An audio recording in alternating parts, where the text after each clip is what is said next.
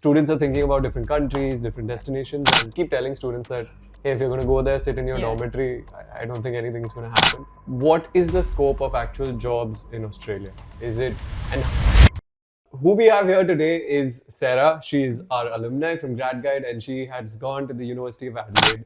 I think it was about, what, 4 to 5 years back now? Yeah, 4 years ago. So I think what we are here to just discuss today is, say, students are thinking about different countries, different destinations, and I think I want to make it a little Australia-centric or maybe a little country-specific, where maybe we just ask all the burning questions that students have. So just to start things off, I would love to just get a quick intro about you rather than me saying it. So yeah, if you could just introduce yourself and we can take it from there. Yeah, sounds good. Hi everyone, I'm Sarah.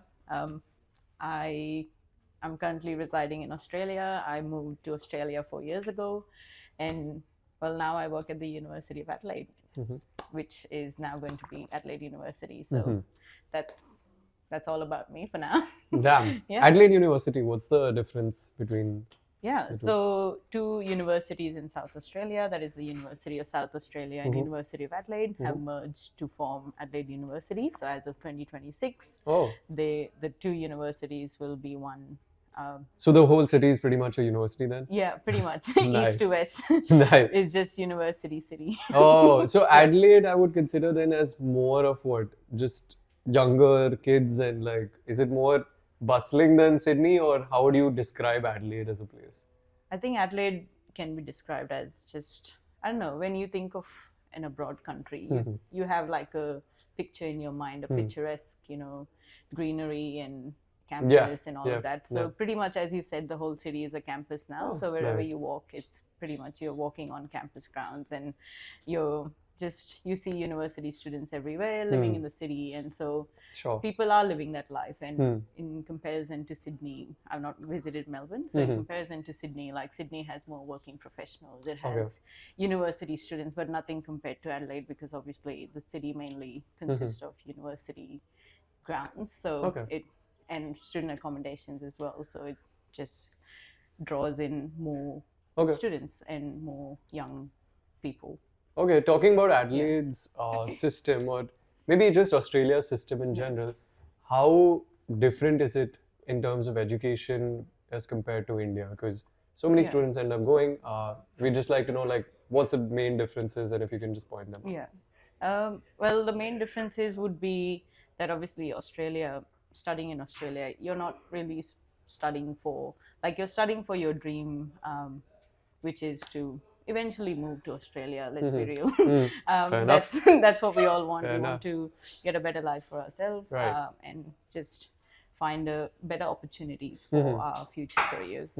So that's what they're doing. They're selling a dream for us, and they do satisfy what they're selling, and that's the main goal of the education system in a way, where they draw students in, which obviously benefits their economy, and then vice versa, it benefits us, where we get an opportunity to just make a life for ourselves and move forward. But in terms of like the actual education system, I would say, like, India obviously has a great education system. You can see that with all of our space programs and like what they're doing in the world, and like everything's outsourced to India. So you obviously hey, tell me about it.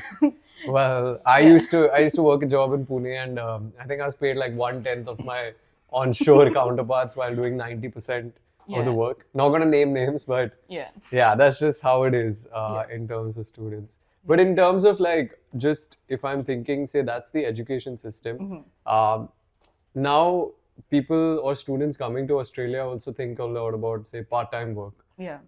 So especially while covering living costs, say, is that something that's actually feasible? Because when we do the math here, it makes sense on paper, but I'd love to know if, like, can students actually cover living costs through part-time work? I've done it. So the first year I was there, I was working part-time. I was working at McDonald's. Oh, nice. Let's go. Okay, at least free dinners, right? Okay. Well, not really. Shoot. Discounted dinners for sure. But you get to know, like, what earning a living for yourself is like. And that's something you don't get over here. That was obviously my first job, kind of like earning real money. Yeah, was, that's true. I mean, I've earned money before, but just here and there, Yeah. doing odd jobs. But no, that was my actual real, you can say. I used to do a 6 to 2 shift at Okay. McDonald's. So Wow. yeah, going there honestly builds character. So I would say, even though you don't need the money, I would highly recommend people to do it, just to just understand the workplace culture and what it's quite a nice environment to learn in, because it's chill. Your career doesn't depend on working in part-time Yeah, jobs. no, And that was, I so, think yeah. my next question was more like, can or do students struggle without knowing nuances about the local environment? Do they know Yeah. how to get by and everything? I mean, there are obviously ways. Obviously, GradGuide helps students, Hey. before they go, Here, here. teaching them, Very nice. teaching them the local languages and Right. like how they can break into the professional world. Hmm. But apart from that as well, like universities do their own orientation, helping students to adjust to university life. So I used to Okay. be part of the international student support team, and during that time, when students came in, we used to help them understand how Australia works and like how they can adjust to Australia quickly by understanding the slang, understanding the nuances, and then how to break into the part-time world if they need to. There's obviously lots of student support around this, but things like employment, there are Right. entities which help with that. So students can always, they just have to access the right resources. It's all about knowing what you have access to. Okay. Mostly everything is free over there as well. You're obviously part of a prestigious university. They provide you with lots of student experience opportunities. You just have to go and access them. Okay. So it's, I'd say, I mean, we keep telling students that, hey, if you're going to go there, sit in your dormitory, I don't think anything's going to happen. Yeah. But that's why I think the big question on everyone's minds is that what is the scope of actual jobs in Australia? Is it, and how would you describe, say, the landscape between different cities, and maybe what your personal experience also has been? Well, different cities offer different job opportunities. Specifically for Adelaide, I would say there's lots of defense companies.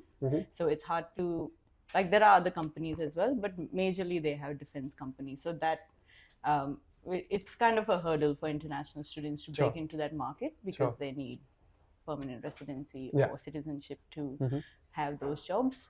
But apart from that, like Melbourne and Sydney have more bigger tech companies where you can, especially for my field. So I studied computer science, as you already know. And so just breaking into that market is easy in Melbourne and Sydney, just with the more variety of companies, more startups, everything's in Melbourne and Sydney. Okay, but would you say, like, how is the environment for freshers coming into these countries? The environment. In the sense, like, is it easy for freshers to break into the job market when they come into Australia? I wouldn't say it's easy. Okay. It's obviously you have to hustle. And but it's not impossible. It's not impossible. Okay. If you put your mind to it, you can achieve it. It's just you have to put in the time, the effort. Not every day is going to be. Now we talk about the glamorous 9 to 5, but of course. It starts off as a 9 to 9, or you're at university till 12, applying for jobs or doing your assignments. So you've done your part-time work, then you have to go and study. So all that is part of just like hustling to get to your thing. You have to do lots of networking. That's a really important thing in Australia. Like everything comes through networking. So don't undervalue going out and meeting people.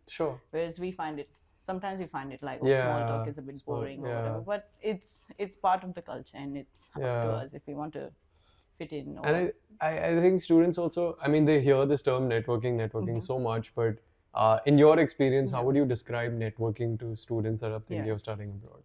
Well, networking is as simple as just starting what you want to do or what you enjoy doing. So say if you're in a university environment, there are various opportunities to get involved. You've got volunteer opportunities, you've got paid work, you've got student clubs you can be part of. So all these things are part of what will make your network. So see what you're interested in. If your focus is just career, then maybe join a club which is based on your career. So so it's not like an event where you have to go and do things. Oh, wow. It's not. You make your own event. I'm sure. Yeah, you create your own opportunities. Just